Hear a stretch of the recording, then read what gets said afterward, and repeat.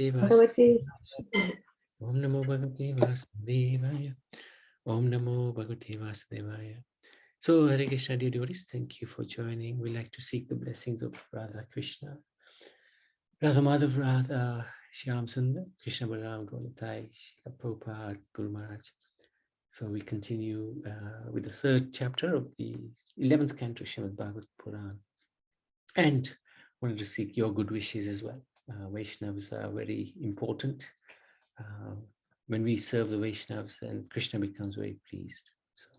So this is a 44th chapter, a verse of this chapter.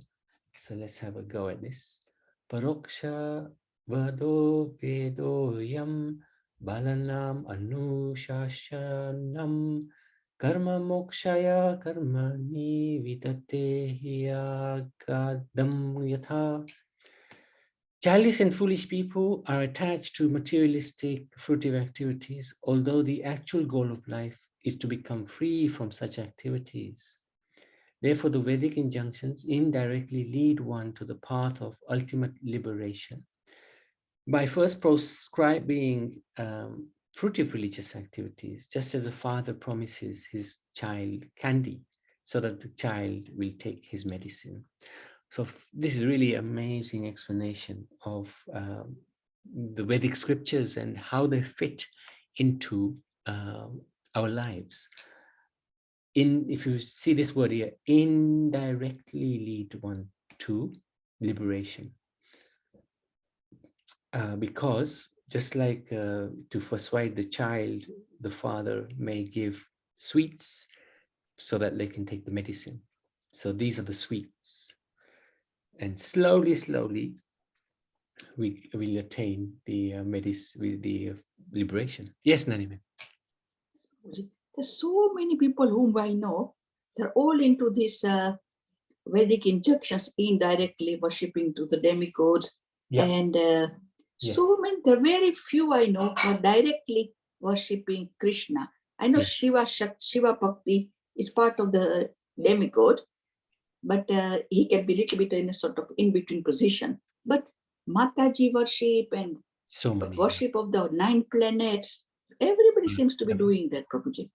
Yeah, for sure. Because it's our tendency that we want something in return for what we do. And normally we would go to work and get paid, fine. But what the Vedas does is that same mood of working and getting paid, it sort of gives it a justification. Justify in the sense of Vedic injunctions. So that's why the demigods are allowed to be worshipped according to the Vedas, but on the understanding that their fruits are limited and temporary. They can only give you so much. They can't give you liberation. But why do people worship like that? Because in order to enjoy the senses, basically, to get rewards, and then, as it says here, they're attached to materialistic fruitive activities in order to actually gratify their desires, basically. But it's authorized. That's the point. It's authorized, and indirectly it'll take you to the ultimate path, but it'll take a long time. Yes, it will take a long time. Another thing is that this material world we are so much dukhalayam. People are bound because of the families and the jobs and the children. So they want the result. I don't blame them. They want the results. They want everything which is best for the children, for the family. So obviously they're worshipping, and they do get the results. Yeah, they will get the results. That's right. They do get the results because God demigods grant them the results. Yeah, correct. But liberation and the Krishna Bhakti and achieving to the Golak Dham, it is so difficult. They don't want any material attachment, devoid of everything, including bare clothes. We should be wearing clothes which are thrown onto the roads and wear them, or bark of a tree. It is practically impossible. It's very hard in this age, but we don't have to go to that extent. This is the beauty of Krishna consciousness. Even within whatever we have, if we dovetail it towards bhakti, you can still wear the best clothes, drive the best cars, but if one is detached from that opulence and attached to Krishna, it's not that as devotees you have to completely renounce everything. No, Bhakti Siddhanta Saraswati traveled in Rolls Royces. Pundarik, who's it? Pundarik. He was in the time of Chaitanya. He was so wealthy, and he used his wealth to serve the Lord. It wasn't that we shy away from using what Krishna has given us. Don't have to walk away and like give up everything. But if one is attached to the material things, that's the problem. That is the problem. But Krishna, he's very kind. He teaches us detachment.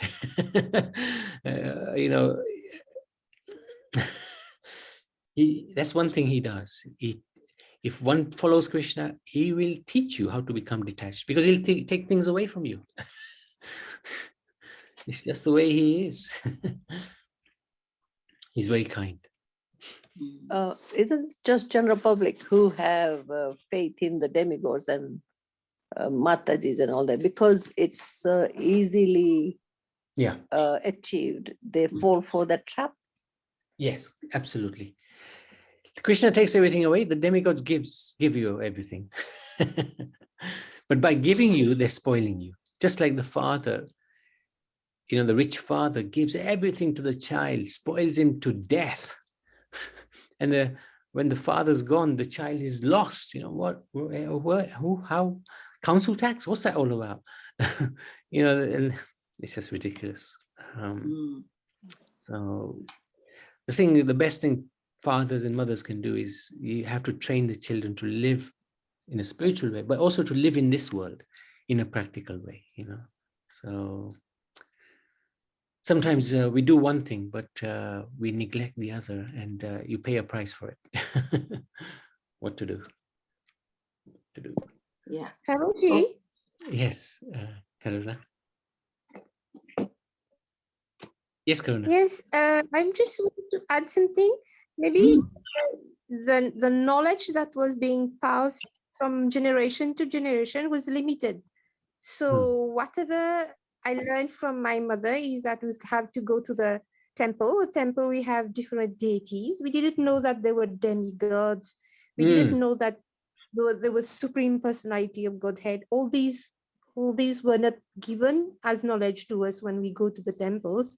So we just followed whatever was being done from generations to generations. So we are fortunate to have Srila Prabhupada, and he has given us so much to learn and to really know about the different deities that there are in the temples, the Supreme Personality of Godhead. The Srimad Bhagavatam has been explained so well, and we are able to read, but previously that wasn't possible because everything was in Sanskrit. So maybe the knowledge that we had, the small bit that we had to follow the same type of ceremonies, religious principles. That's all. Yeah, No, very good point. Yeah. Definitely got all these from Srila Prabhupada. Yeah. It's very true. Our ancestors didn't know any better, and how could they? The knowledge wasn't there. So, yeah. Karuna Vardaji, I totally agree, and I feel that present new next generation, the youth, if they don't pick up this knowledge and like a piece of glass and polish it like become a diamond, then they will miss the boat. Yes, of course. Yeah, they have to do. Very true. But nowadays, the tendency is that the youth, they say that they have got so much knowledge that they try to analyze and say that this is good and this is bad, but they don't want to accept really what is being given by Srila Prabhupada.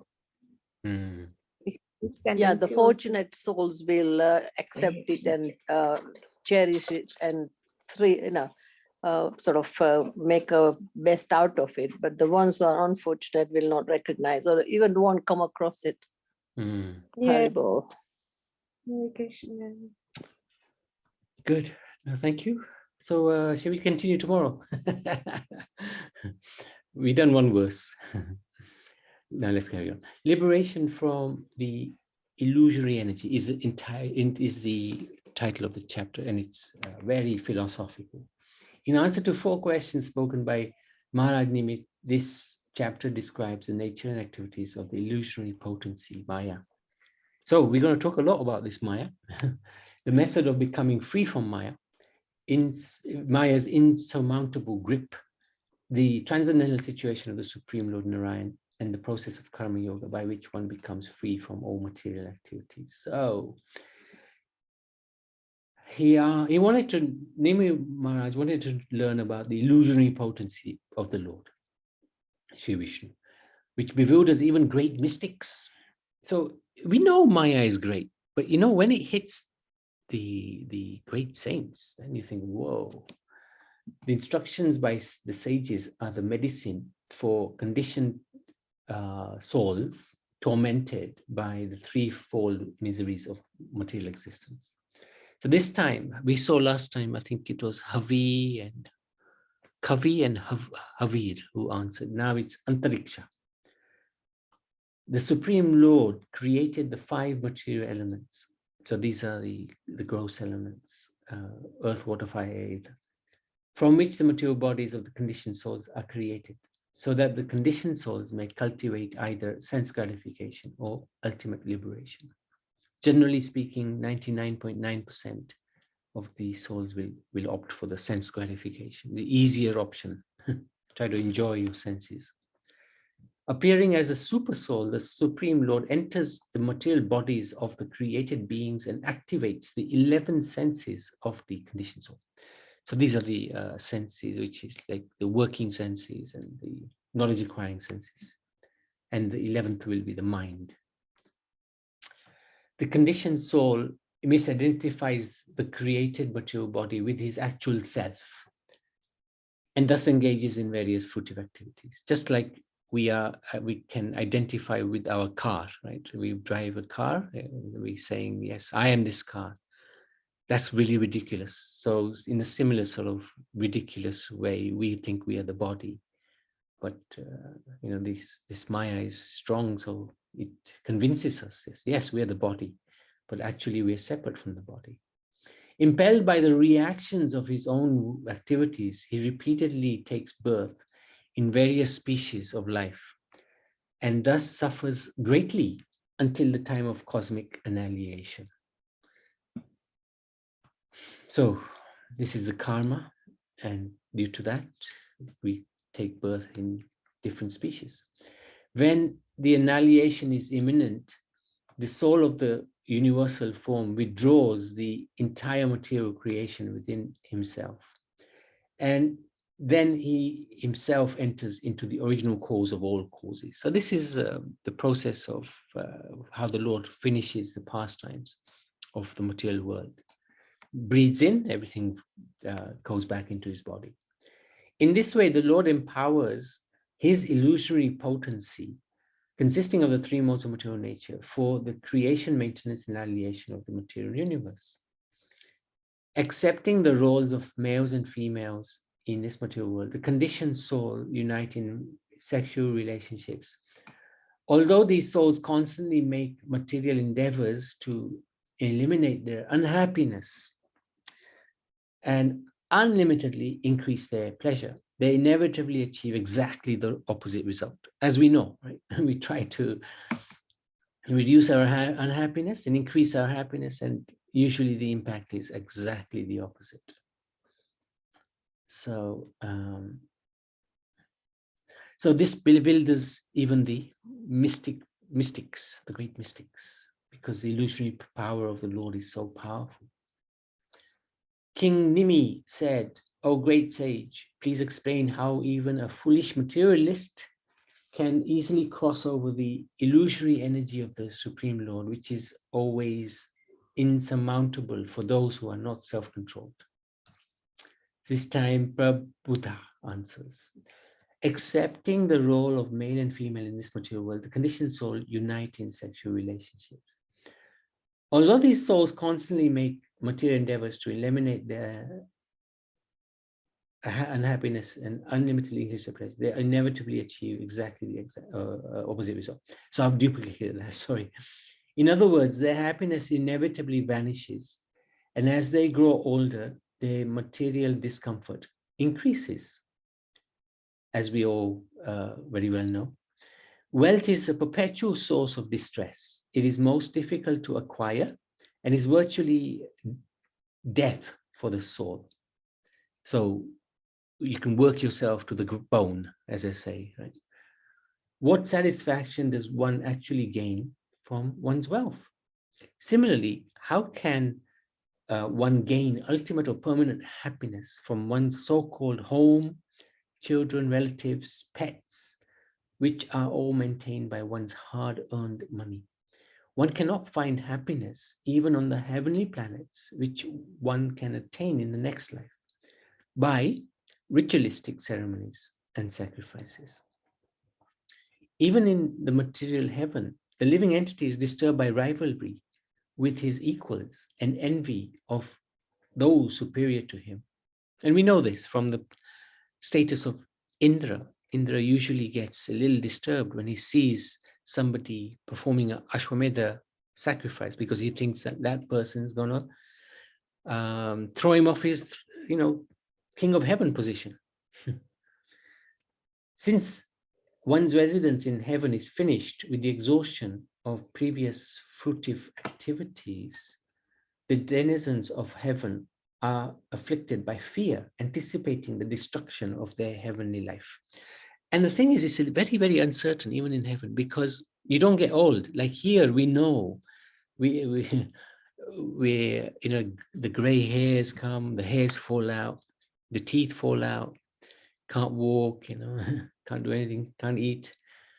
But in heaven, you maintain your healthy body right till the end. It's only when the garland that one is wearing withers that life is, you leave the body. So you could go at any moment, even looking very healthy. So one shouldn't think that heaven is a nice place to be, because even there, the heavenly personalities are living in fear. I could leave my body at any moment. Therefore, any person who seriously desires real happiness must seek a bona fide spiritual master who has realized the conclusions of the scriptures by deliberation and is able to convince others of these conclusions. Accepting the bona fide spiritual master as one's life and soul, the submissive disciple should learn from him the process of pure devotional service, which satisfies the Supreme Lord. So he is answering the question that one who is fallen, is conditioned, can still take shelter of a spiritual master and learn the process of bhakti. The disciple should learn cleanliness, austerity, tolerance, silence, study of Vedic knowledge, simplicity, celibacy, non-violence, equanimity in the face of material dualities such as heat and cold, and happiness and distress. By thus following the path of devotional service, the disciple gradually develops all good qualities. So this point about gradually, we shouldn't think that it's going to happen immediately. We take initiation and suddenly we are as good as God. It takes time. One should hear, glorify, meditate upon the wonderful transcendental activities, appearance, qualities, and holy names of the Lord. We're so lucky, as Karuna was saying. Prabhupada's given us this fantastic opportunity to chant the Mahamantra. And, we can do that every single day and relish it, that we are with the Supreme Lord. Thus inspired, one should perform all of one's daily activities as an offering to the Lord. One should perform sacrifice, charity, penance exclusively for the Lord's satisfaction. Whenever one finds, whatever one finds pleasing or enjoyable, he should immediately offer to the Supreme Lord. Even his wife, children, home, and very life air should be offered to him. So this is it, Nariman, this is the thing. we may have in our possession because of whatever, the past life or current life, whatever we've done, we may have in our possession.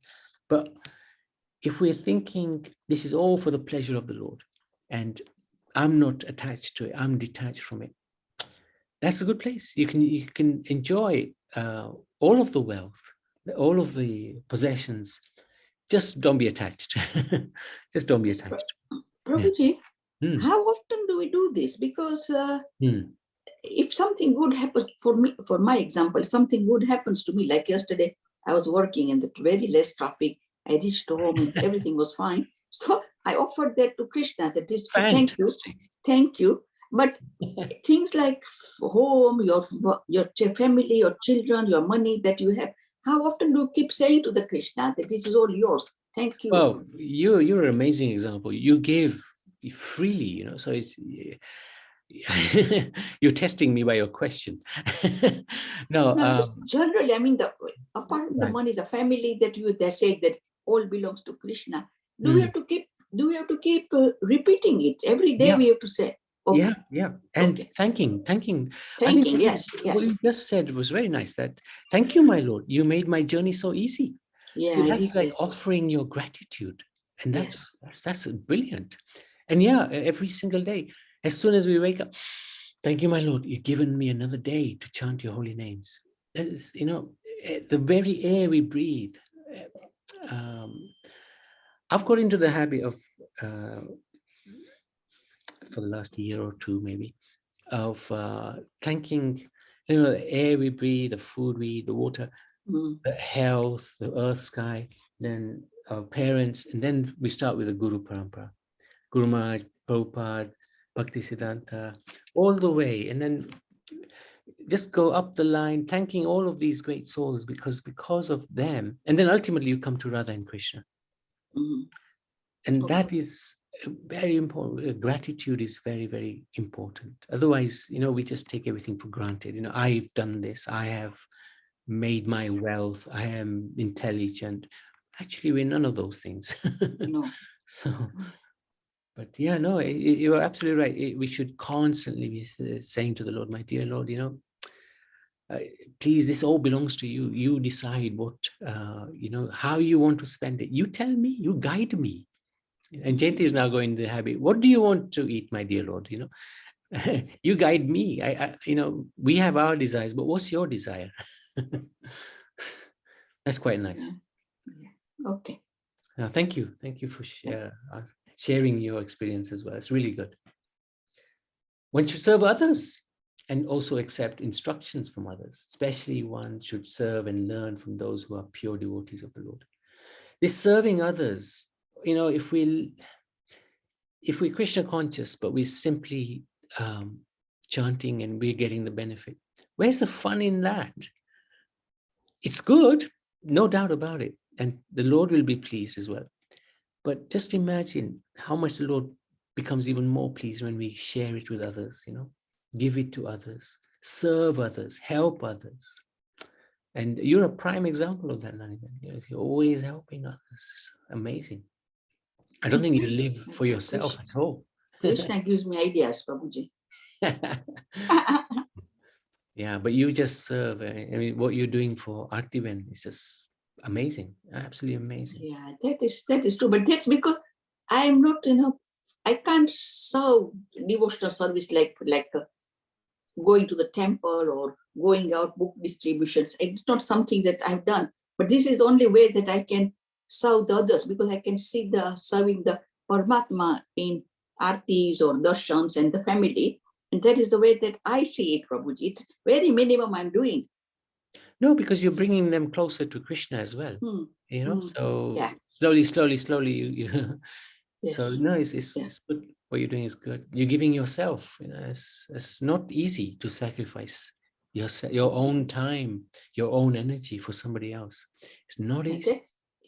That's I have to do, because they have done so much for me. So this is just in return and paying off. Right. Okay. Although there's no obligation, so it's interesting. Very interesting. You're a good example. By chanting the glories of Supreme Lord in the association of devotees, one becomes satisfied and happy and develops a loving friendship with the devotees. And this is good because we chant every single day. And this is really probably the most powerful thing we do together in these classes is the end when we chant together. That's really fantastic. In this way, one becomes able to give up material sense gratification, which is the cause of all sufferings. Being purified of all impediments, the devotee attains the stage of pure love of Godhead. The hairs of his body stand on end, and he manifests various ecstatic symptoms. What are these ecstatic symptoms? Sometimes he weeps loudly, absorbed in thoughts of the infallible Lord. Sometimes they laugh, feel great pleasure. Now, if we're not feeling any of these, we should know we are far away from the Lord. And I know I am very, very far away. But at least in theory, we know where we should be. Speak out loud to the Lord, dance or sing. Sometimes imitate the unborn Supreme by acting out his pastimes. Sometimes achieving his personal audience, they remain peaceful and silent. By complete devotion to the Supreme Personality of God, Narayan, the devotee easily crosses over the illusory energy, Maya, which is extremely difficult to cross. So this is amazing answers by one of the Yogendras. So Mahagnimi, you can see he's very inquisitive. He asks another question. Please explain to me the transcendental situation of the Supreme Lord Narayan, who is himself the absolute truth and the super soul of everyone. You can explain this to me because you are all expert in transcendental knowledge. So now it's Pippalayan who answers. So he's answering, who is the Supreme? Supreme Personality of God is a cause of the creation, maintenance, destruction of the universe. Yet he has no prior cause. So nothing's brought him into play. He's always been in existence. There's no cause to the Supreme Lord. This is hard to understand, especially trying to explain this to children. This is really tough because you have to have some faith that God has no birth. Yes, that's quite challenging. Because in this world, we see something born, stay for a while and die. But that's not the case with the Supreme Lord. By entering the body of every living being as a super soul, he enlivens the body, senses, life airs, mental activities. Thus, all the subtle and gross organs of the body begin their function. So there's two causes to keeping this body going. One is us, the soul, but the super soul is required as well. Otherwise, this body won't function. Neither the mind nor the faculties of speech, sight, intelligence, life airs, or any of the senses are capable of penetrating that supreme truth. Not even the authoritative language of the Vedas can perfectly describe this supreme truth. Since the Vedas themselves disclaim the possibility that the truth can be expressed by words. So this is quite interesting. Vedas says, but how can you tell what the absolute truth is? Because you can't express it in words. Words are material. So then that almost puts the Vedas on a back foot. How can the Vedas perfectly describe the Supreme Lord? But through indirect reference, the Vedic sound does serve as evidence of the supreme truth, since without the existence of that supreme truth, the various restrictions found in the Vedas would have no ultimate purpose. So what Vedas does is tells you the direction of travel. Yes, you want to enjoy your senses? Approach this demigod for this sense to enjoy. So it gives you the travel of direction, but it's indirect, unfortunately. Although he is originally one, by expanding his illusory potency, Maya, he appears in many different forms. He's always free from birth, growth, decay, and death. And he's a super soul, the all-pervading witness who perceives the mentalities of all living entities. He is a supreme Brahman and is known as Narayan. When one seriously engages in devotional service to the lotus feet of Lord Narayan, the impure desires lodged within one's heart as a result of one's previous work within the three modes of material nature are destroyed. So this is our problem, these impure desires. And what bhakti does, it gets rid of those impure desires in time. When the heart is thus purified, one can directly perceive both the Supreme Lord and oneself as the transcendental entities. Brahman, the eternal soul, was never born and will never die, nor does it grow or decay. So this is talking about the impersonal aspect of the Supreme Lord, which is also, Krishna confirms this as well. Brahman is also eternal. He says this in 1427, I think, in the Brahmanohi Pratistaham, Bhagavad Gita. That spiritual soul is actually the knower of the youth, middle age, and death of the material body. Thus, the soul can be understood to be pure consciousness existing everywhere at all times and never being destroyed. So we know our past as a child, we knew ourselves as a youth. So we've remained the same, but the body has changed. This is an important point. So we can't be the body because we are still the same person.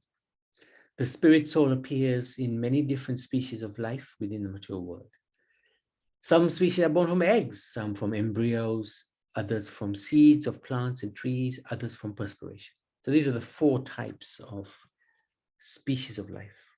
But in all species, the prana, the vital air, remains unchanging, follows the spiritual soul from one body to another. Yes. Yes, I didn't understand this vital air. I thought it's only the soul which transmigrates from one to the other. It's one and the same.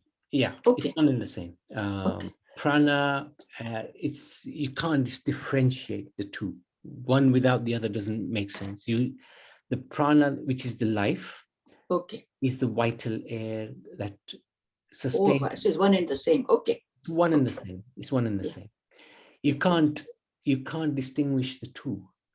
Prana means life and soul means life, so there probably is a distinction, but for our purposes you can't distinguish the two. Okay. Similarly, the spirit soul is eternally the same despite its material condition of life. We have practical experience of this, so we stay the same despite whatever condition we're in. When we are absorbed in a deep sleep without dreaming, the material senses become inactive, and even the mind and false ego are merged into a dormant condition. Although the senses, mind, and false ego are inactive, one remembers upon waking that he, the soul, was peacefully sleeping. So this is very, very clear proof. We are different from the mind, we're different from this body, because the body was completely asleep. But when we wake up, yes, my body was asleep. I was resting. Okay, so that was a description of Supreme. Nimi Maharaj asked further questions. Oh, great sages, please speak to us about the process of karma yoga. Purified by this process of dedicating one's practical work to the Supreme, a person can very quickly free himself from all material activities, even in this life, and thus enjoy pure life on the transcendental platform. Once in the past, in the presence of my father, Maharaj Ikshwaku, I placed a similar question before 4 great sages who were the sons of Brahma, but they did not answer my question. Please explain the reason for this. Interesting, huh? Okay, now it's Avirhotra, he answers. So each of the Navyogendras, they answer turn by turn. Through authorized study of the Vedic literature, one can properly understand the meaning of prescribed duties, non-performance of such duties, and forbidden activities. So this is karma, akarma, and vikarma, non-performance of such duties, but that needs to be in Krishna consciousness. This difficult subject matter can never be understood by mundane speculation. Even the greatest learned scholars are bewildered in their attempt to understand the science of action if they neglect the authority of Vedic knowledge. So, let me just see how much there is. There's still a lot, actually. Okay, not that much. I'll just finish it if you don't mind. Huh? If an ignorant person who has not conquered the material senses does not perform the Vedic injunctions, he will certainly engage in sinful and irreligious activities. Thus, his reward will be repeated birth and death. On the other hand, if one executes the regulated activities prescribed in the Vedas without attachment and offers the results of such work to the Supreme, one attains perfect freedom from bondage of karma, material work. So this is karma yoga, but nishkam karma yoga. This is where you're doing your activities, you're not attached to them. That's karma yoga, but it goes beyond that. Where you're actually offering your fruits to God, to the Supreme. So that is very, very, very close to bhakti. Not completely bhakti, but it's extremely close to bhakti. The material fruitive results offered in the revealed scriptures are not the actual goal of Vedic knowledge, but are meant for stimulating the interest of the performer. If a conditioned soul worships the Supreme Lord Hari by following the regulations found in Vedic literature, such as tantras, he will quickly become free from the bondage of false ego. When a devotee obtains the mercy of his spiritual master, who reveals to him the injunctions of the Vedic scriptures, he worships the Supreme Lord in the particular personal form he finds most attractive. In this way, the devotee quickly becomes liberated from material bondage. One cannot force somebody to worship your deity. Our deity may be Krishna, but you can't force them. They should worship the particular form that attracts them the most. That is natural bhakti. That will give them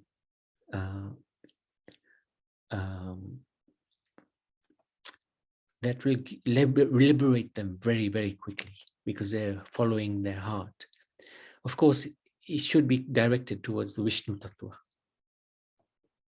After cleansing oneself, purifying the body by pranayam, bhuta, shuddhi, and other processes, and marking the body with sacred tilak for protection, one should sit in the front of the deity and worship.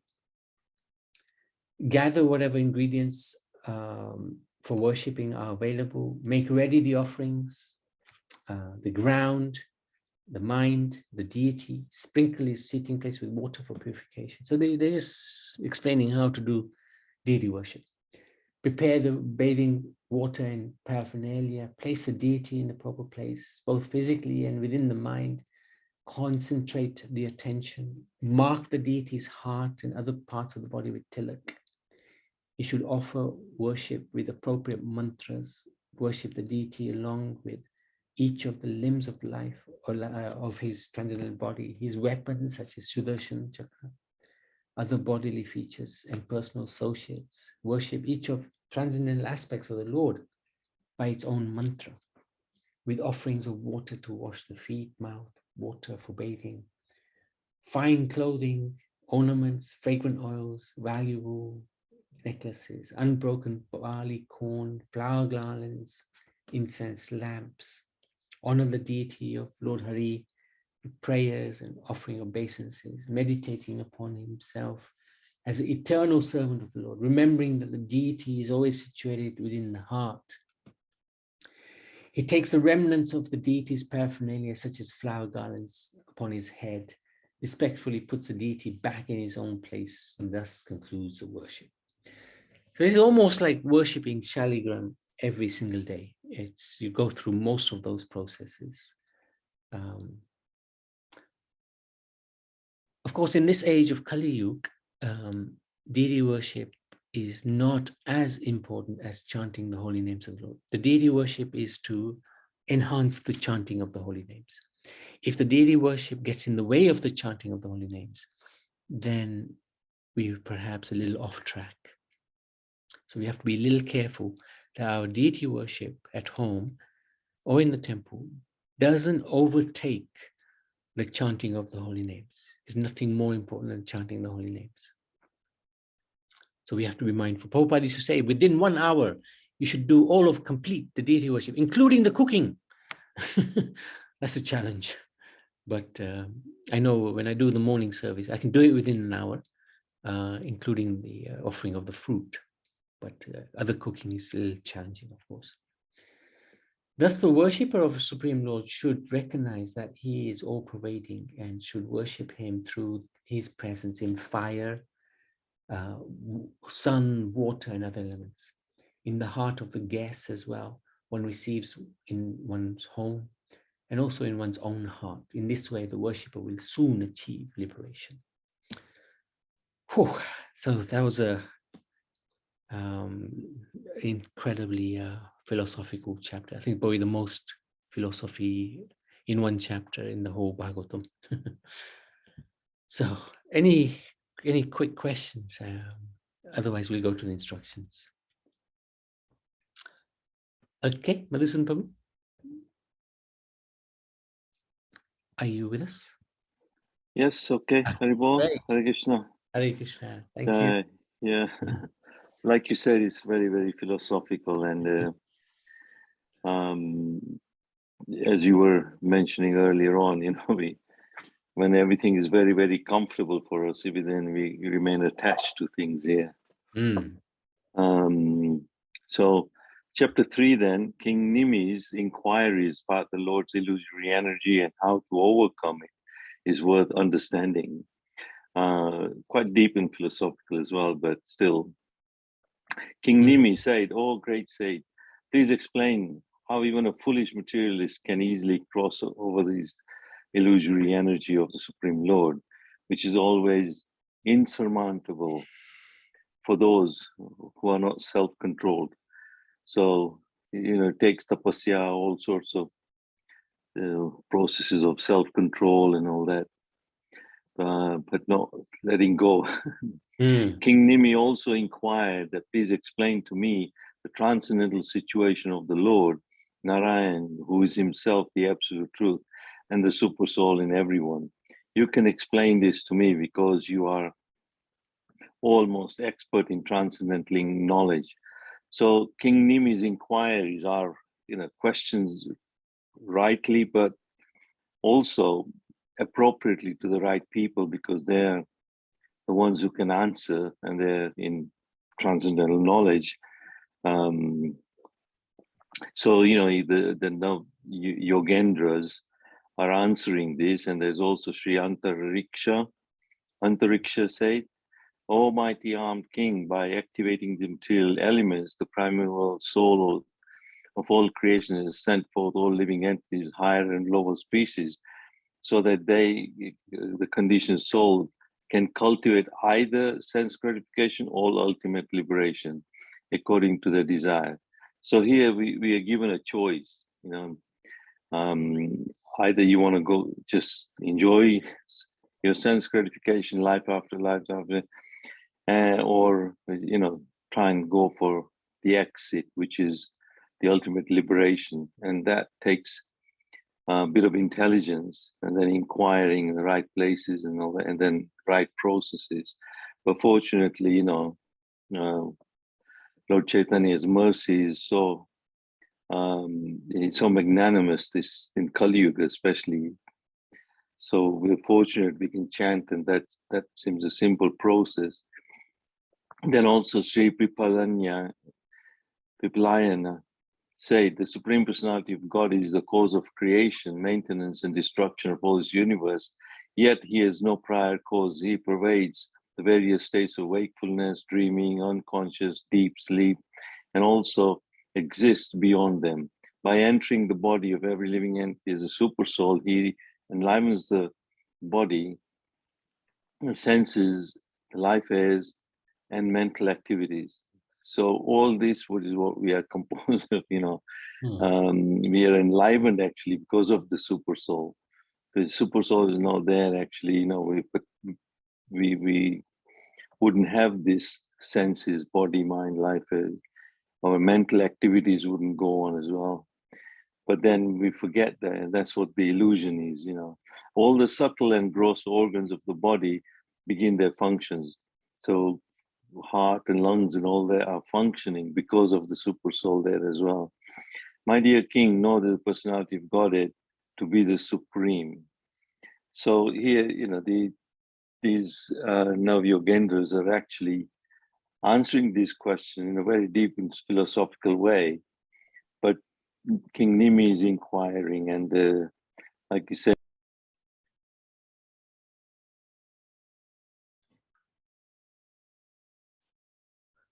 Hare Krishna, have we lost you? Have you lost me? oh, I think I've unmuted myself. Yeah. Was there another page to this, or just that's it? Yeah, I think That's it. Yeah, that's it. Yeah. that's it. Yeah, yeah. Wait, is it? Let me just check. I think just one Oh, sentence. yes. There you go. Can you see that at the bottom? Oh, yeah. So, Yeah. okay, so in that way, we have to take note of what Sri Prapanya and Sri Avirudra also replied. So there were all these Navyogendras were actually replying. So like you were saying, you know, earlier on, we have to choose whether we want to carry on or just go for the exit, which is Lord, back home, back to Godhead. We have that choice. So we have to keep chanting and like I said, not to remain attached. And in this regard, then earlier on, somebody was making a comment about how parents and all that, they give them a lollipop so that they can take the medicine. I think that was in the verse there.